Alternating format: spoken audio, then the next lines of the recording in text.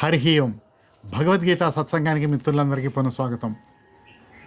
8వ అధ్యాయంలోని 16, 17, 18 శ్లోకాల దగ్గరికి వచ్చాం. ఎందుకంటే పరం బ్రహ్మకు పరంగా ఉన్నటువంటి ఆ పరతత్వం మనకి ఏం బోధిస్తుంది? బ్రహ్మ జ్ఞానం గురించి, ఆ బ్రహ్మలోకం గురించి చెప్తుంది, బ్రహ్మ గురించి చెప్తున్నారు. ఈ బ్రహ్మలోకం మొదలుగా పెట్టి సర్వభువనాలు కూడా ఆ బ్రహ్మ భువనాలోకాహ పునరావృత్తినో అర్జున, అవి అన్నీ కూడా పునరావృత్తి చెందుతూ ఉంటాయి, తిరిగి తిరిగి మళ్ళీ వస్తూ ఉంటాయి. మాం ఉపేత్యతు కౌంతేయ, నన్ను ఉపేత్య చేస్తే కౌంతేయ పునర్జన్మన విద్యతే. తిరిగి ఈ చక్రంలో పడాల్సిన అవసరాన్ని దాటేస్తావు అని చెప్తున్నారు కృష్ణ పరమాత్మ. 17వ శ్లోకంలో ఆ బ్రహ్మలోకం యొక్క టైమింగ్ చెప్పారు. ఇప్పుడు కాలచక్రాన్ని ఇంతకుముందు శ్లోకాల్లో చర్చించుకున్నాం. మధ్యలో పార్వతీ పరమేశ్వరులు ఉంటారు, లేదా శివకేశవులు ఉంటారు. శివకేశవులకి భేదం లేదు, సగం శివుడు సగం కేశవుడు. ఆ కేశవుడికి పార్వతీమాతకి భేదం లేదు. ఎవరు శ్రీ మహావిష్ణువు, ఎవరు కృష్ణుడు, అదే కాళీ అని రామకృష్ణ పరమహంస గురుదేవులు చెప్పారు. సో ఈ శక్తి చైతన్యాలు మధ్యలో ఉంటాయి, కాలాతీతంగా ఉంటాయి. వారి చుట్టూ కాలం ఉంటుంది, ఏర్పడి ఉంది. కాలాన్ని వాళ్ళు ప్రవేశపెట్టారనమాట. దీన్ని ఒక చక్రంగా మనం అర్థం చేసుకున్నాం, ఉదాహరించుకున్నాం.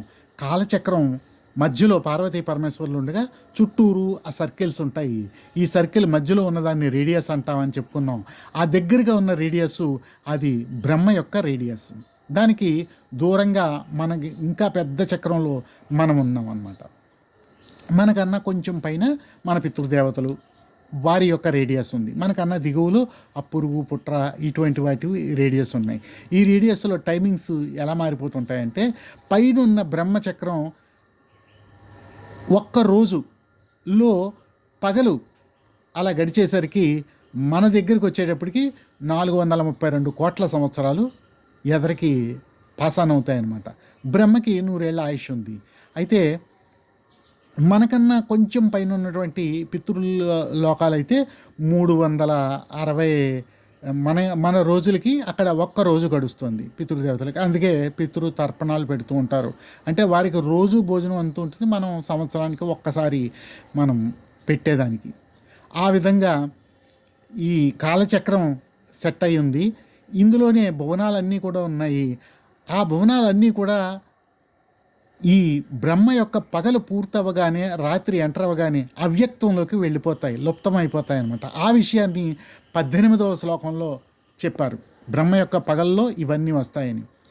అయితే ఈ పగటి వయసు 432 కోట్ల సంవత్సరాలు. అంటే ఈ సూర్యుడు, చంద్రుడు, 24వ మహాయుగంలో జరిగిన ఆ రామాయణం, 24లో జరిగినటువంటి రామాయణం, అలాగే 28వ మహాయుగం అంటే ఇప్పటి మహాయుగంలో జరిగినటువంటి మహాభారతం, ఇవన్నీ కూడా ఈ నిడివిలోనివే. ఈ 432 కోట్ల సంవత్సరాల నిడివిలోనివే. ఇవన్నీ కూడా అవ్యక్తంలోకి వెళ్ళిపోబోతున్నాయి. ఆ అవ్యక్తాన్ని డార్క్ మ్యాటర్ అంటున్నారు.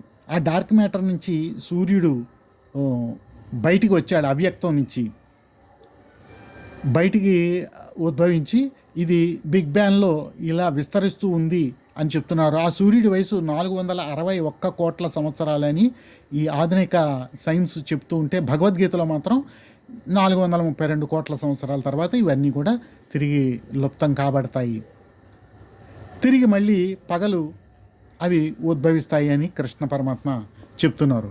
అంటే ఈ కాలచక్రంలో ఇవన్నీ కూడా మార్పు చెందుతూ ఉంటాయి, పునరావృతం అవుతూ ఉంటాయి. కానీ పరంధాముడు అయినటువంటి పరం ఆత్మ, పరం బ్రహ్మ, పరమేశ్వరుడు, ఆయన స్థిరంగా ఉన్నారు, కాలానికి అతీతంగా ఉన్నారు, చైతన్యంతో కూడి ఉన్నారు. ఆయనని మనం ప్రపత్తి చేయాలి, కృష్ణ పరమాత్మని. అయితే ఏ విధంగా ప్రపత్తి చేయాలి అనే దాని గురించి ఈ సత్సంగ విచారణలో ఒక సీక్రెట్ ఫార్ములా చెప్తాను. అది అమర్నాథ్ యొక్క ఆ కథను ఒకసారి జ్ఞాపకం చేసుకుంటే సరిపోతుంది. అమ్మవారు స్వామివారిని అడిగింది, మీరు ఎప్పుడు స్థిరంగా ఉంటున్నారు, నేనేమో మార్పు చెందుతూ ఉన్నాను, పునరావృతం అవుతూ ఉన్నాను, మీరు స్థిరంగా ఉన్నారు ఏమిటి అని అడిగితే దానికి ఆ రహస్యానికి పరమశివుడు బోధిస్తూ పార్వతీమాతను తీసుకుని అమర్నాథ్ వెళ్తారు. ఈ అమర్నాథ్ యాత్రని మనం అంతర్గతంగా చేయాల్సి ఉంటుంది, అంతరంలోకి వెళ్ళాలన్నమాట. అలా వెళ్ళి చేయాలి. అది ఏం చేశారు అనేది చూస్తే పార్వతీమాతను తీసుకుంటే శక్తి చైతన్యాలు మనం అబ్జర్వ్ చేస్తున్నాం. ఆ అవ్యక్తాన్ని, ఆ డార్క్ మ్యాటర్ని మనం ధ్యానంలో అబ్జర్వ్ చేస్తున్నాం. అలా అబ్జర్వ్ చేస్తున్నప్పుడు మొట్టమొదటి చేయాల్సిన పని చంద్రుడిని విడిచిపెట్టేశారు పరమేశ్వరుడు. చంద్రుడు అంటే మనసుకు అధిపతి, సంకల్ప వికల్పాలు చేసేది మనసు. ఆ మనసుని విడిచిపెట్టేశారు. సో ఇక మనకి ధ్యానంలో సంకల్ప వికల్పాలు అనేవి లేవు. ఇది తురీయ అవస్థ అంటారు. మన ఈ సాధారణ జీవితానికి అది సాధించటం చాలా గొప్ప. ఎన్నో జన్మల పుణ్యఫలం ఉంటే తప్ప ఆ తురీయ అవస్థకి చేరుకోలేం. అంటే సంకల్ప వికల్పాలు లేకుండా కేవలం ఆ అవ్యక్తాన్ని అబ్జర్వ్ చేయటం, ఆ డార్క్ మ్యాటర్ని అబ్జర్వ్ చేయడం ధ్యానంలో. ఇక మంత్రం కానీ ఏముండదు. ఆ స్థితికి వెళ్ళగలగటం అనమాట తురీయావస్థ అంటారు, తురియానందం. సో మొట్టమొదటి స్టెప్లో ఆ చంద్రుడిని విడిచిపెట్టేశారు పరమేశ్వరుడు. విడిచిపెట్టేసి తర్వాత ఆయనకి ఎంతో ఇష్టమైన నందీశ్వరుణ్ణి విడిచిపెట్టేశారు. నంది అంటే నంది కన్నా ముందు వినాయకుడిని విడిచిపెట్టేశారు. వినాయకుడు అంటే సిక్స్త్ సెన్స్. మనం ధ్యానంలోకి వెళ్ళినప్పుడు, మనం ధ్యానం నుంచి బయటికి రావటానికి, నిద్దట్లోకి వెళ్ళినప్పుడు నిద్దటి నుంచి మెళుకు రావడానికి మనకు ఉపయోగపడేది సిక్స్త్ సెన్స్. ఆ సిక్స్త్ సెన్సే గణేశుడు. ఆ గణేశుని విడిచిపెడితే ఇక ధ్యానంలోంచి బయటకు వచ్చే ఛాయిసే లేదు. అది సమాధి స్థితి అనమాట. ఆయన అలా చేశారు.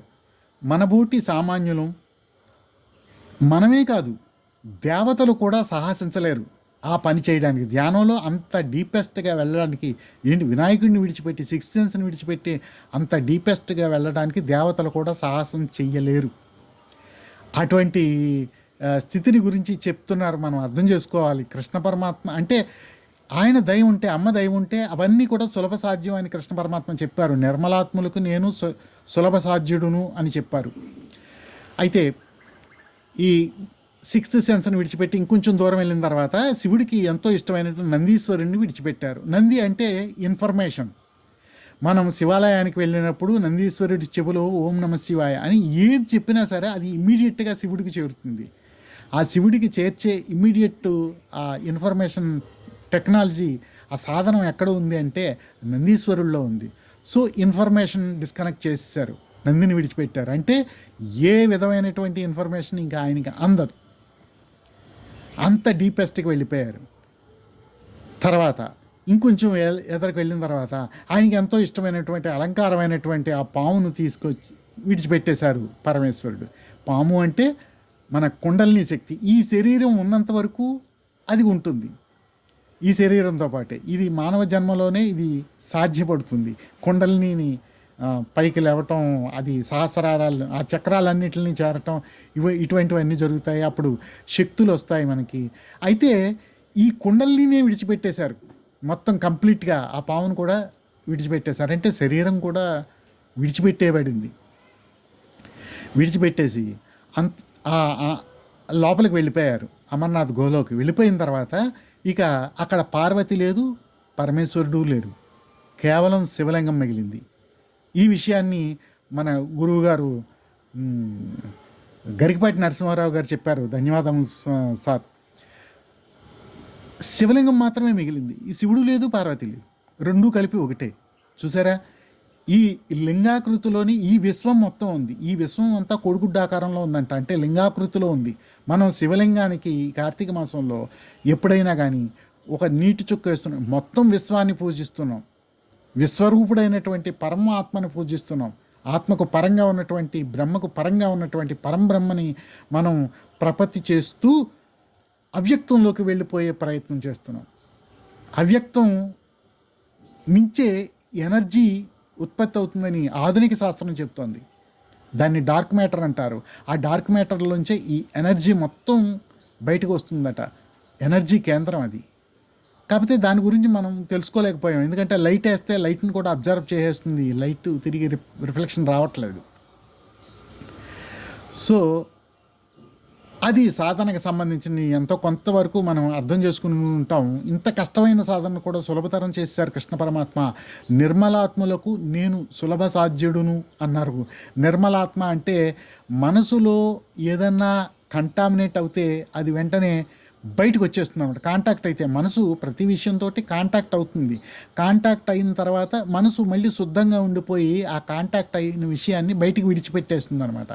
అంటే హంస పాలను స్వీకరించి నీటిని విడిచిపెట్టేసినట్లుగా అన్నమాట. మన మనసును వెనక్కి తీసుకునే టెక్నిక్ ప్రతి దాంట్లోనూ పరిచి తర్వాత వెంటనే మనసును అలా వెనక్కి తీసేసుకోవడమే నిర్మలాత్మం.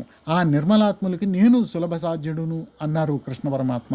ఈ 3 శ్లోకాల్లోనూ ఆ బ్రహ్మ గురించి, బ్రహ్మలోకం గురించి తెలుసుకోగలిగాం.